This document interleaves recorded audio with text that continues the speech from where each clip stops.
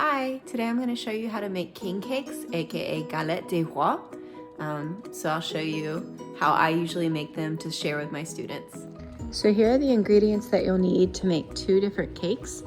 You'll need a box of puff pastry sheets, and there's two inside, two sheets. You'll need one sheet for the bottom and one sheet for the top of the cake. So you'll want two boxes if you're making two cakes. If you're just making one cake, then you'll take all these ingredients and cut them in half. I find it's easier to just make two because they're yummy. So you'll need puff pastry sheets. You'll need some powdered sugar on the top to dust the cake with. You'll need an egg wash, which is 1 egg yolk mixed with 1 tablespoon of water, and then something to brush it on with. If you don't have a basting brush, you could just use like a regular brush, or in the past I've used a paper towel and just dipped it in there. And then the rest of the stuff you'll need for the inside of the cakes. You'll need 1 cup of softened butter, so you just leave the butter out for a little while so that it gets soft. It doesn't matter if it's salted or unsalted. I just picked unsalted because that's what I had. You'll need 3 eggs, 1 teaspoon of almond extract. If you don't have almond extract, you could probably use vanilla extract and be fine. You'll need a little bit of salt, 4 tablespoons of flour, and then 3/4 cups of sugar. And then you'll need 1 cup of ground up almonds. I don't buy pre-made almond flour. I just buy almonds, usually sliced ones, but whole ones work too. And then I put them in the blender to make my ground up almonds. So that is what you will need in order to make 2 cakes.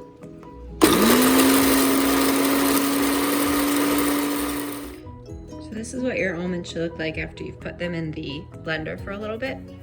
You can have a couple of bigger pieces, but for the most part, it's pretty ground up. Also, you want to preheat your oven to 450. I forgot to add that you'll want these puff pastry sheets to be thawed. You can either leave them out on the counter for a couple hours before you start baking, or you can leave them in the fridge overnight before you bake the next day.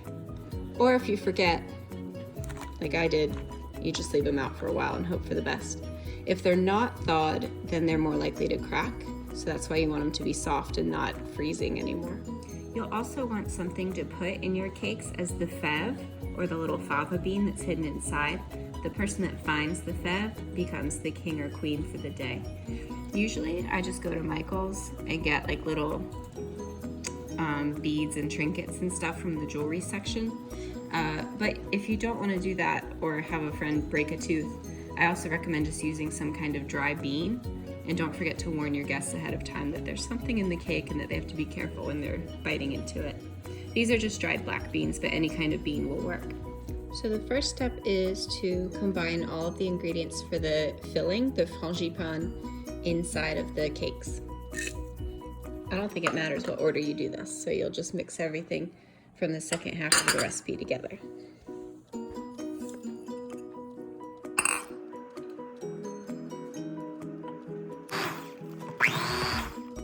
Then you're going to want to mix it all together with a beater until it's pretty smooth. When your filling looks like this, you're ready for the next step. The next step in the recipe says to take the puff pastry and put it on a floured surface, and then put a dinner plate on top and cut these into circles. I usually don't do that step because when the cake is square shaped, you get more cake.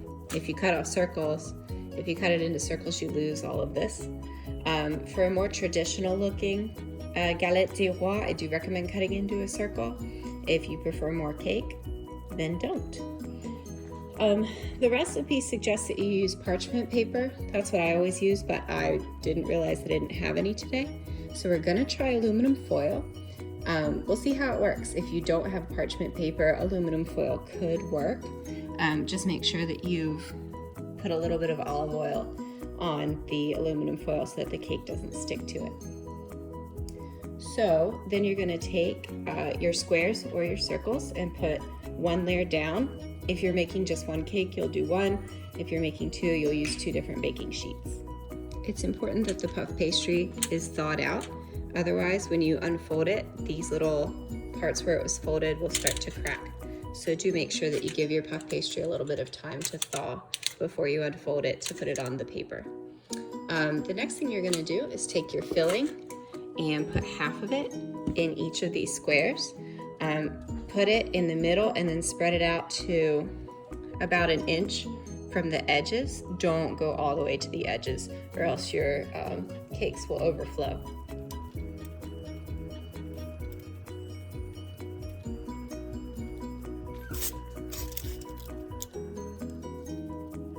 It's okay if you don't spread everything out evenly, just don't go all the way to the edges. When you put the top layer of puff pastry on top, you can kind of press down to even things out and smooth it out a little bit better. But basically, you're just gonna go up to about 1 inch from each edge. So these two look pretty good. So this step is really important. Don't forget to put the bean inside. I have made so many cakes over the years where I've forgotten to put the bean in and I've had to stick it in the bottom after baking it, or I've had to pull it out of the oven and then put a bean inside after the fact. Don't do that. So somewhere in the filling, put a bean.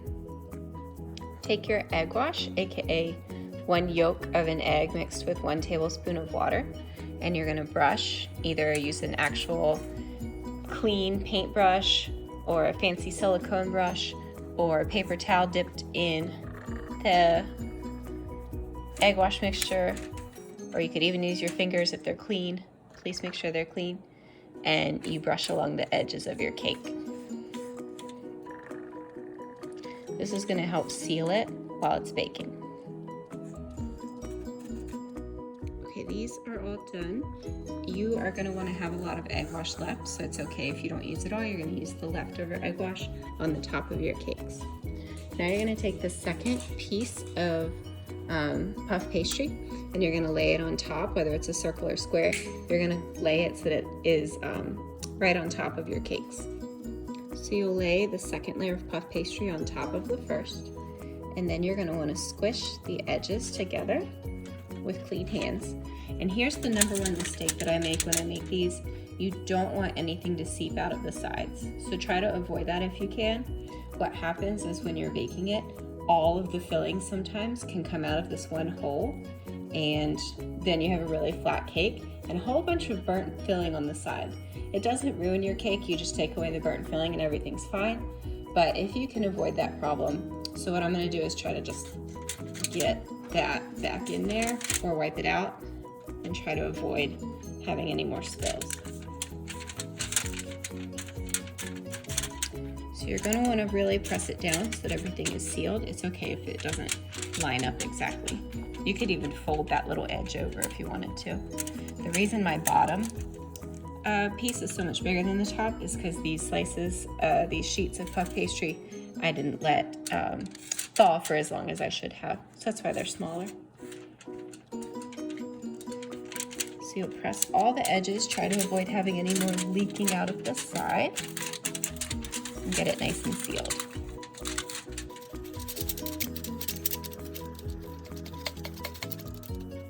Make sure that you haven't forgotten to put the bean inside. You can see that it would be kind of hard to get back in there if you forgot to put in the fève. To really make sure that the edges are nice and sealed, take a fork and just crimp the edges together along each edge of the cake. It's a little harder to get on the sides with the baking pan, but this is fine.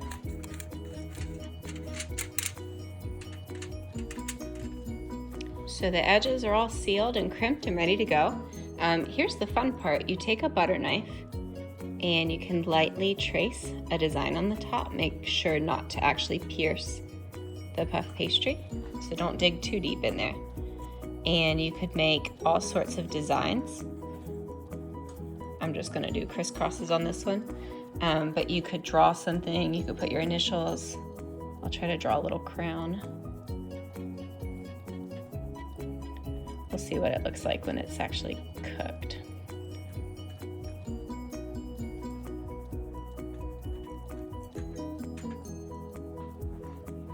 And then the last thing you're going to do is take the last bit of your egg wash and lightly brush it over the top. Don't soak the whole thing, but just lightly brush a little bit on the top. That will make your cakes shiny. Don't brush along the edges. You don't want to do anything to mess up the seal that you've made. You don't want it to get too soggy. I actually forgot a step. This is optional, but if you want to make sure that your filling is actually evenly spread throughout, you would press the whole thing down prior to drawing on it, prior to the egg wash. Oops. Okay, so these 2 cakes are ready to go in the oven. Make sure that you've filled each one with the filling. You've put a bean inside of them. You've cut them to the shape that you want them to be. You've sealed the edges and crimped them. You squished everything flat, and you covered both of them with an egg wash. We're not going to add the powdered sugar yet. We're going to go ahead and put these in the oven. You are going to bake them at 450 degrees for 15 minutes. Okay, so the cakes have been cooking at 450 degrees for 15 minutes, and I just took a peek at them and realized that the thing that I said would happen did happen. So they spilled out of the sides. That's okay. There's not really anything we can do about it right now, so we're just gonna leave them as they are, and it's okay that they're way puffy. That will come down a little bit later. We're gonna change it to be 350 degrees now. And we're gonna leave them for another half an hour for 30 minutes. These cakes have 5 minutes left. When there's 5 minutes left of cooking time, you're gonna wanna pull them out of the oven and then dust powdered sugar on the tops. It is absolutely okay that they exploded. This happens to me every year. What you're gonna do is just cut this part off. You can even eat it if you want to. I'm gonna go ahead and cut this part off and then sprinkle powdered sugar on the top.